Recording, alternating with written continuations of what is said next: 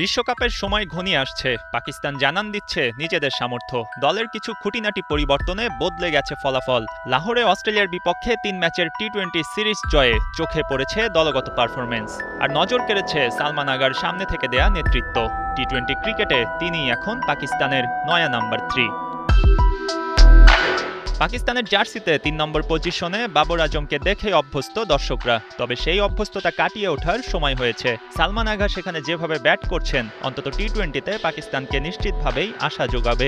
এমনকি আসন্ন বিশ্বকাপে যদি পাকিস্তানকে দেখা যায়, সেখানেও আগা সালমান থাকছেন নাম্বার 3 হিসেবেই। এ খবর এর মধ্যে নিশ্চিত হয়ে গেছে। টি-20তে গেল বছর নিউজিল্যান্ড সিরিজে প্রথম ৩ নম্বরে ব্যাট করতে নামেন সালমান আগা। প্রথম ম্যাচ ১৮ রানে শুরু করলেও পরপর ২ ম্যাচে ৪৬ ও ৫১ রানের ইনিংস খেলেন। চলতি বছরের শুরুতে শ্রীলঙ্কার বিপক্ষে ১৬ ও ৪৫ রানের ইনিংস খেলা সালমান অপেক্ষা করছিলেন আরও ভালো কিছুর। এরপর শুরু হলো ঘরের মাটিতে অস্ট্রেলিয়া সিরিজ, যেখানে পরপর ২ ম্যাচেই তিনি রান পেয়েছেন।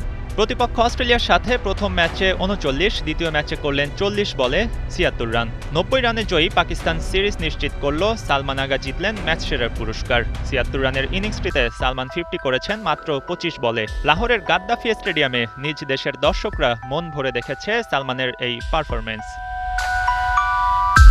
৩ নম্বর পজিশনে ব্যাট করে মাত্র ৮ ম্যাচ খেলেছেন সালমান। এই ৮ ম্যাচের সবগুলোতে ব্যাট করে ৪১.৭১ গড়ে ২৯২ রান করেছেন। অন্যান্য পজিশনে ব্যাট করা সালমানের গড় বলে দিচ্ছে ৩ নম্বরে তিনি কতটা স্বাচ্ছন্দ্যে আছেন। ৪ নম্বরে ২০ ইনিংসে ব্যাট করে সালমানের গড় ২৩.৮৮। ৫ নম্বরে ১০ ইনিংস ব্যাট করে ১২.৫-এর বেশি গড় তুলতে পারেননি। ৬ নম্বর পজিশনে ব্যাট করেছেন তিনি, অবশ্য সেখানে ৩ ম্যাচের বেশি খেলেননি। বিশ্বকাপ নিয়ে পাকিস্তানের স্ট্যান্ড এখনও পরিষ্কার হওয়া না গেলেও প্রস্তুতিটা ভালোভাবেই সেরে নিচ্ছে দলটি।